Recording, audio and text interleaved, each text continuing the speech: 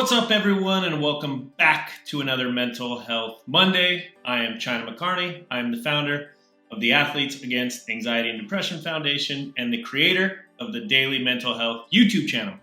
Every week, every day, we do a 60-second or less YouTube short with a mental health story or tip. Every Monday, we do about an 8 to 12-minute Mental Health Monday video, which you're watching one of those now.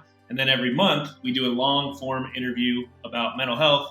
We've done athletes transitioning to the real world. ChatGPT interviewed me about my journey. I did an interview with my dad, and we have some awesome ones upcoming. We really enjoy that the community is growing. And if you like the content, please share the channel. Everything we do with mental health, with the foundation, with this is passion. I have a day job that I've done a video on here before at Jaeger Sports, which I love.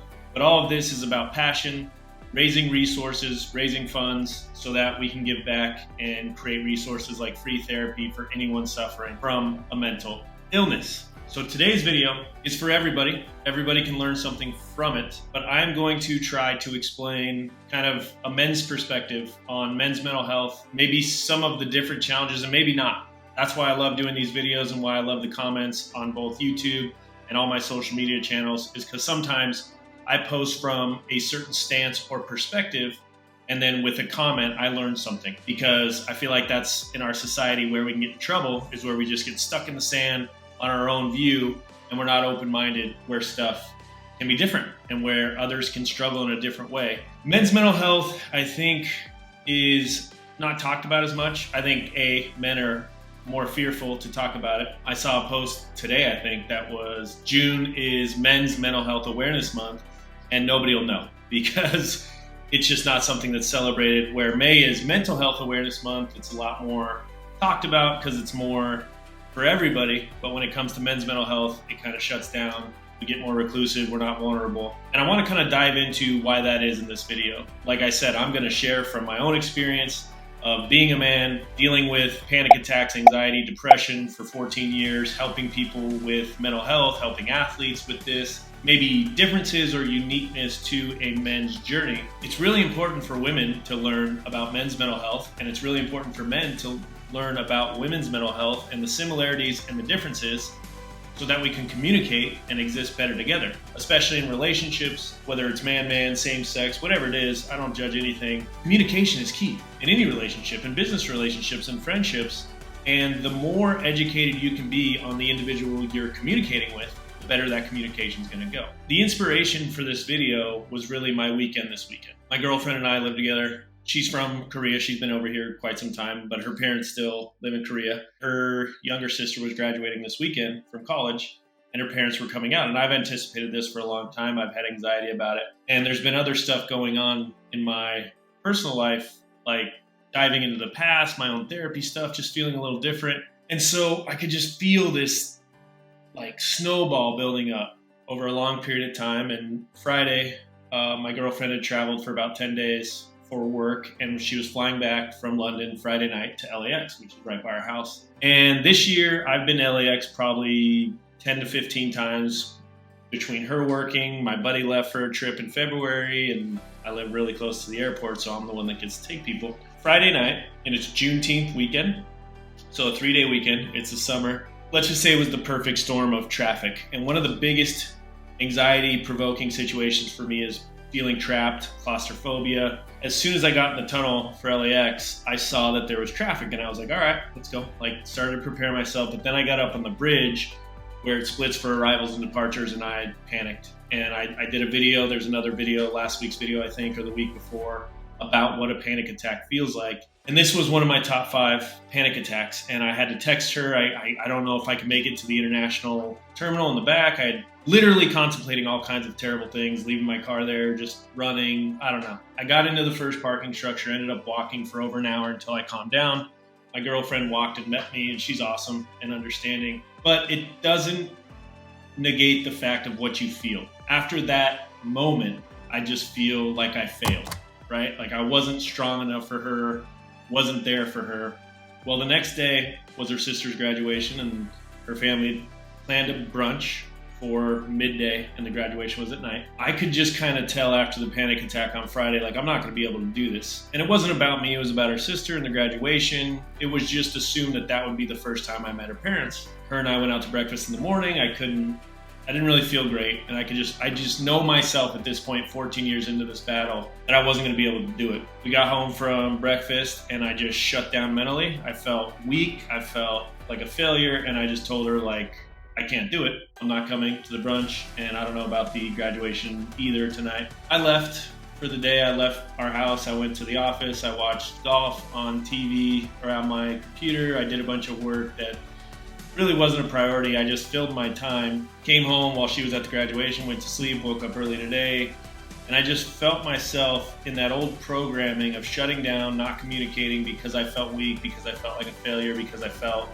like I had failed her family. I just tried to snap myself out of it this morning, and I texted her and I was just like, look, this is what I'm going through. Which a lot of time, and maybe it's everybody, but for sure men, from what I've seen and what I've experienced, men will double down on the shutdown and double down on the anger and double down on not being vulnerable because it feels like you're exposing your identity as a man or something. I don't know what it is. That's why I'm doing this video, to try to explore it myself. But I basically just told her, I said, look, I'm sorry for shutting down. Here's why I shut down.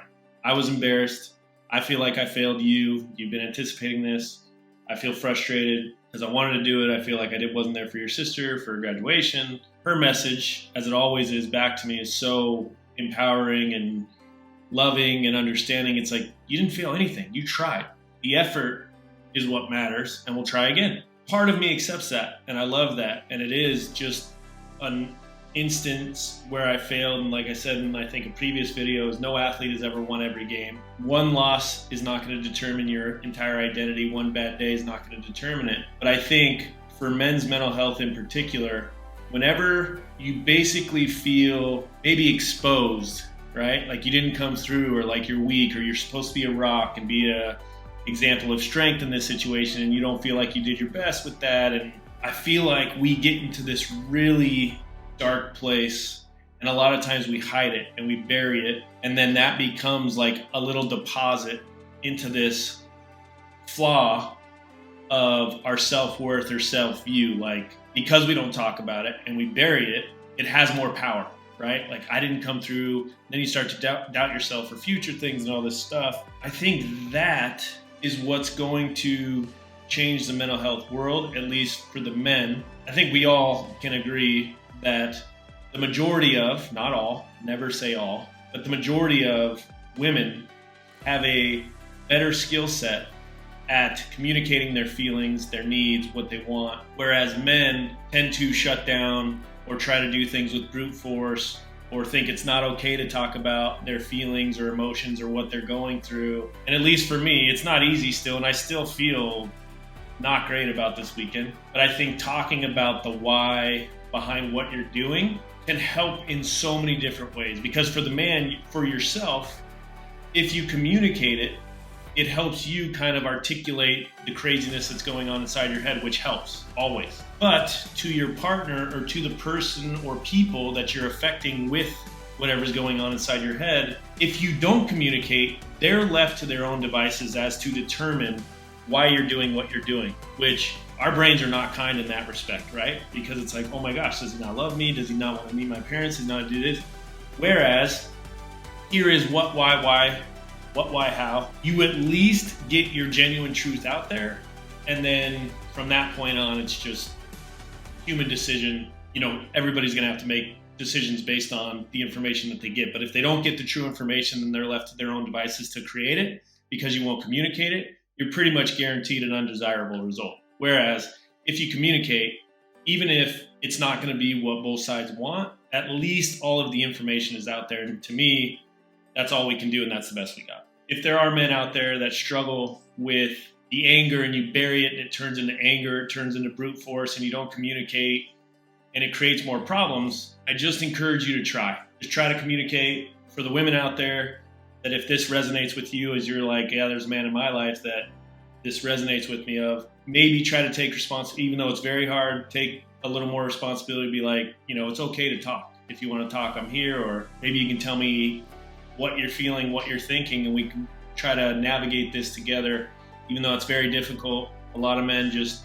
push it to the side, bury it, and go ahead. And I started to do that this week, and I turned into the stubborn 8-year-old boy that wouldn't communicate and almost let a little situation turn into a much bigger one. I think men's mental health needs more attention, and I think what's funny is what needs attention is men being encouraged to share more. But it's almost one of those things, which I'll do another video on about confidence, about you're not going to have confidence to share more and then all of a sudden be able to share more. You're almost going to have to share more, then get confidence from sharing to then share again. So it's kind of a tough situation. If you're waiting for confidence to share, I don't think it's coming. I think you need to share to build that confidence. And the more vulnerable, genuine you can be, the more people are going to relate to you, connect with you, and you're going to get the desired results based on the actual truth information. That's what I got. Be vulnerable, try your best, support each other, communicate. If you like the content, subscribe, share, support. If you need help, Athletes Against Anxiety and Depression Foundation, 100% of the funds raised there go towards creating resources like free therapy through AAAD. You can always reach out to me on all social media at China McCarney. I'm pretty good on there about getting back to people. Be the change you wish to see in your life and see in the world. Support each other. Thank you so much for supporting the channel, and we'll see you soon. Thank you.